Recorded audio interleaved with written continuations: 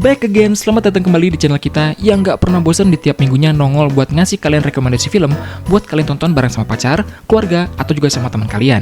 Dan untuk episode hari ini, semoga kalian semua banyak yang suka ya, karena gue yakin gak cuma gue aja nih yang excited sama tema ini, tapi juga kalian-kalian yang luar sana juga mungkin ngerasain hal yang sama. Meskipun list hari ini gak mungkin bisa mengakomodasi semua pilihan kalian, tapi semoga bisa mewakili sebagian besarnya ya. Dan yang penting, bisa bikin kalian ngerasa bernostalgia lagi. Oke gengs, tanpa perlu basa-basi lagi, ini dia tema buat episode hari ini. Seru nggak tuh? Ya kan? Ya dong. Let's go it. Di peringkat 10 ada film bergenre komedi dengan judul The Gods Must Be Crazy. Film yang dibuat di Afrika Selatan dan Botswana ini nyertain tentang seorang laki-laki dari suku San yang bernama Si. Satu waktu, ketika Si lagi berburu, dia nemuin satu botol Coca-Cola yang jatuh dari sebuah pesawat. Si pikir botol itu tuh pemberian atau hadiah gitu dari Tuhan, sama kayak tumbuhan atau hewan. Dibawa pulanglah si botol itu tadi ke rumah atau ke tempat tinggal Si. Setelah diulik, ternyata botol itu tuh bisa dimanfaatin buat banyak hal, khususnya buat ngebantu ngeringanin pekerjaan para warga suku. Cuma masalahnya, karena botolnya itu cuma satu, sering jadi rebutan para warga suku, yang pada akhirnya bikin mereka jadi sering berkelahi satu sama lain rebutan botol. Karena Si nggak mau warga sukunya itu pada berantem, Si ingin ngembaliin lagi botol itu ke Tuhan dengan cara ngelempar botolnya ke arah langit, tapi ternyata malah botolnya itu jatuh lagi ke bawah dan nimpa kepala anaknya. Dari situ, Si bikin rencana ingin ngembaliin lagi botolnya ke Tuhan dengan cara berpetualang sampai nemu satu tempat yang dia yakin cocok buat nyembunyiin itu botol. Tapi dalam perjalanannya, dia ketemu sama beberapa orang asing, termasuk ketemu penjahat dan para pemberontak negara. Gak nyambung emang, tapi lucu.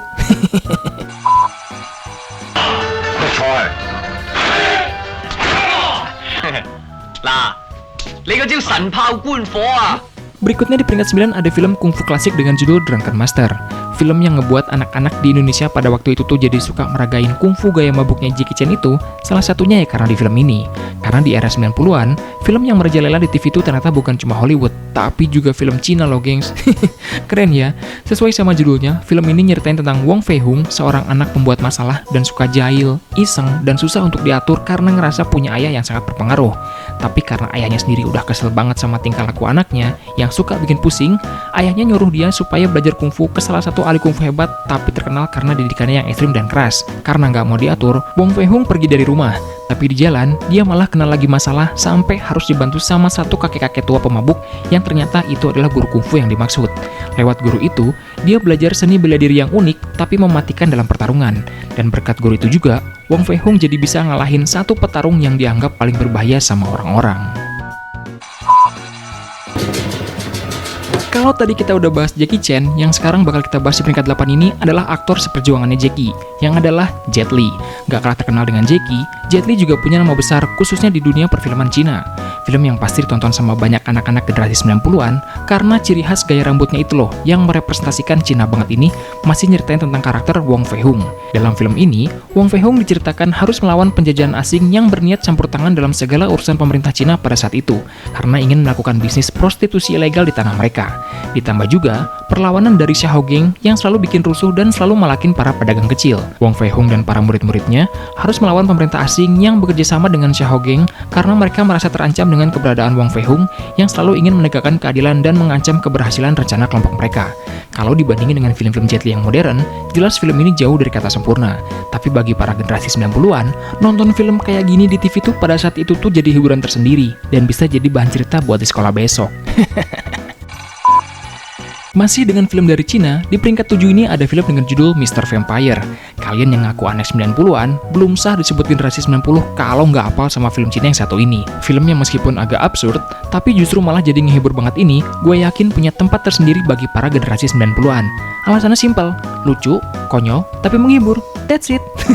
Film yang dikenal luas karena punya ciri khas adegan ritualnya yang super heboh buat ngelawan atau menangkal supaya vampir-vampir mati atau nggak berani ngedeketin ini, nyertain tentang Kao, seorang guru Taois yang punya keahlian ngusir vampir dan hal-hal yang berbau dunia supranatural. Satu waktu, guru Kao diminta buat ngelakuin ritual ngangkat jenazah salah satu leluhur dari seorang pebisnis kaya raya, dan minta supaya jasadnya dipindahin ke makam yang baru dan lebih bagus dengan tujuan supaya keluarga besar mereka makin makmur dan sejahtera. Tapi setelah diperiksa, guru Kao curiga kalau jasad leluhurnya ini udah berubah jadi vampir, dan ternyata kecurigaannya ini benar. Jasad vampirnya ini berhasil keluar dari peti dan neror semua orang yang dia lihat. Guru Kao dan muridnya, mereka semua berusaha buat ngebunuh vampir ini supaya nggak makin membahayakan orang lain. Sekarang kita di peringkat 6 ada film dengan judul Homeward Bound: The Incredible Journey. Film yang cocok banget ditonton bareng keluarga ini nyeritain tentang 3 hewan peliharaan keluarga Burnford yang bernama Shadow, anjing Golden Retriever yang punya kepribadian yang kalem dan bijak, terus ada Chance, anjing bulldog yang suka bikin riuh tapi konyol dan lucu, dan Sesi, kucing Himalaya yang lagaknya kayak ratu dan manja banget. Mereka bertiga ini ceritanya ditinggal sama pemiliknya Jamie, Peter, dan Hope yang adalah 3 anak-anak di keluarga Burnford. Karena mereka bertiga ini tinggal sementara ke San Francisco dan dikiranya ditelantarin sama pengurusnya, Shadow akhirnya ngajak Chance dan Sesi buat nyusul majikan mereka ke San Francisco. Awalnya Chance dan Sesi nolak buat ikut, tapi karena mereka juga nggak mau di situ sendirian, akhirnya Chance dan Sesi mutusin ikut sama Shadow.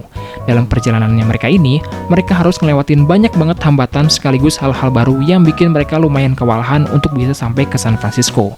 Petualangan mereka bertiga inilah yang ngebuat film ini super enjoyable banget buat ditonton, apalagi kalau nontonnya sambil ngemil.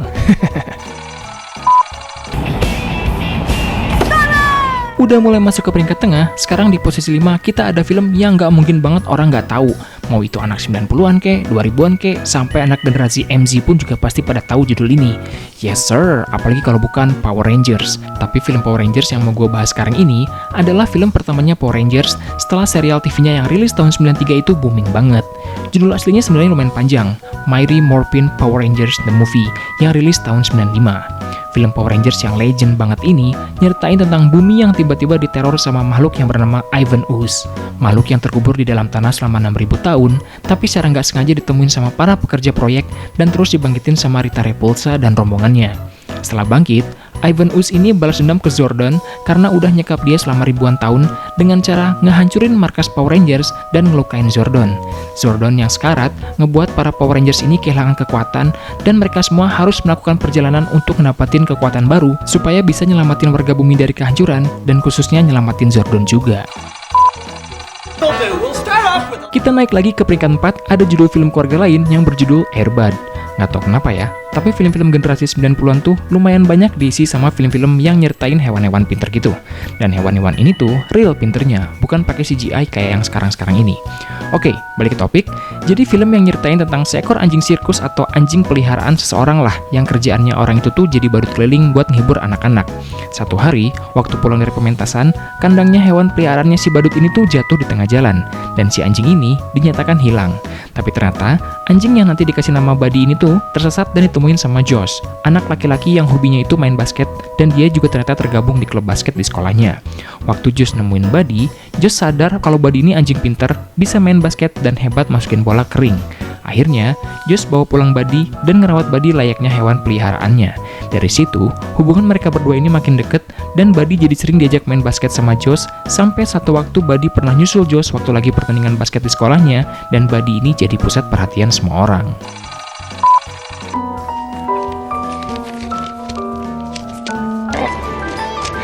Sekarang kita udah ada di peringkat 3 besar, dan di nomor 3 ini ada film dengan judul The Little Rascals.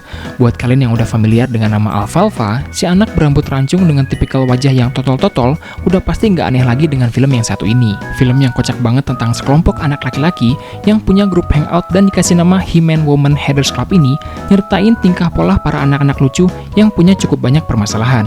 Mulai dari salah satu anggotanya ada yang super bucin sampai jarang ikut nongkrong, terus rumah tempat mereka biasa kumpul-kumpul itu nggak sengaja kebakaran, mereka juga harus cari dana buat ngebangun ulang markas, mereka juga pengen ikutan balapan mobil go-kart tapi malah mobil mereka ini dicuri, jadi harus ngebangun ulang mobil balap yang baru, dan masih banyak lagi cerita-cerita lucu yang lain.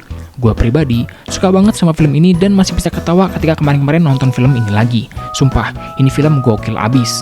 Acting para bocil-bocil yang lucu banget dan gemesin ini nggak bikin kita bosan nontonnya. Dan yang lebih epicnya lagi, Presiden Amerika juga ikut main di film ini, gengs. Kurang kocak gimana coba? Sekarang saatnya kita bahas penunggu dari peringkat runner-up. Dan di posisi 2 ini, ada film yang nggak kalah legend yang judulnya Shaolin Popeye. Generasi 90-an, nggak mungkin kalau sampai nggak tahu film ini. Film yang bakalan bikin kalian ngakak guling-guling ini bukan cuma karena ceritanya yang konyol dan absurd namun menghibur, tapi juga karena ada 2 aktor cilik di film ini yang lucu banget dan ngegemesin. Mereka adalah Xiaolong dan Boboho atau Hao Xiaowen. Chemistry mereka berdua di film ini nih gokil abis lah udah. Sebenarnya filmnya ada 2, Tapi yang gue bahas di sini adalah film sequelnya yang menurut gue nuansanya lebih Shaolin banget dan lebih ngena aja, baik dari segi cerita maupun actionnya dibandingkan film yang pertamanya. Film yang keduanya ini masih nyeritain tentang Xiulong dan Xiuman atau Boboho yang harus melakukan perjalanan ke Istana Iblis buat ngalahin Jinx, perempuan misterius yang mempekerjakan dua orang pembunuh bayaran yang disuruh buat ngebunuh guru besar Shaolin Wulong, gurunya Xiulong dan Xiuman. Pertarungan yang konyol tapi lucu, dan adegan yang absurd tapi bisa bikin ketawa, ngebuat film ini bener-bener memorable banget buat para generasi 90-an. Kalau kalian ada yang udah lama nggak nonton, kayaknya ini saatnya kalian nostalgia lagi deh. Akhirnya sampai juga kita di peringkat 1, dan di posisi ini rasanya nggak berlebihan dan gue yakin kalau kalian nggak akan komplain kalau gue taruh film ini di peringkat paling atas. No debat dan nggak ada obat, Home Alone jelas layak buat jadi pemenangnya. Film yang punya beberapa franchise ini emang nggak pernah gagal buat menghibur penontonnya. Tapi lagi-lagi, yang mau gue bahas di sini hanya sampai Home Alone 2 aja ya, karena Home Alone setelahnya itu B aja, dan ceritanya sedikit terkesan dipaksakan dan dipush gimana pun caranya supaya filmnya jadi lucu. Dan yang paling fatal, menurut gue pemerannya nggak cukup legend dan nggak memorable di ingatan gue. So that's why I choose those first two. Kita mulai dari yang pertama dulu. Home Alone 1 nyeritain tentang Kevin McAllister yang nggak sengaja ketinggalan di rumah waktu keluarga besar mereka liburan ke Paris di waktu Natal. Bukannya takut dan kesepian, Kevin malah happy banget karena ngerasa bisa ngelakuin apa aja di rumah, termasuk harus ngelawan sendiri para pencuri yang mau ngerampok rumahnya.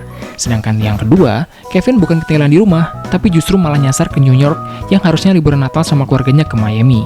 Lucunya, di New York Kevin ketemu sama dua pencuri itu lagi, dan mereka berniat balas dendam ke Kevin karena gara-gara Kevin lah mereka berdua sempat dipenjara. Dua film ini gak pernah ngecewain gue, mau berapa kali pun diputar di TV dan berapa kali pun ditonton, film ini tetap bisa ngehibur, gak ngebosinin, dan tetap nyenengin. Itulah dia sobat nonton 10 film legend yang pernah jadi penghibur dan peneman masa kecil anak-anak generasi 90-an. Meskipun kalau diperhatiin bener-bener, beberapa film itu punya beberapa kecacatan. Kayak contohnya di film-film Cina, udah melalui proses editing, tapi kok properti syutingnya kayak tali penggantung dan pemeran penggantinya itu masih kelihatan jelas banget. Tapi walaupun begitu, entah kenapa hal-hal itu sama sekali nggak ngurangin mood buat nonton dan rame-rame aja gitu nontonnya. Lucu sih emang, tapi mungkin itu kali ya yang bikin film-film produksi 90-an tuh jadi punya ciri khas, khususnya film-film produksi Cina tadi.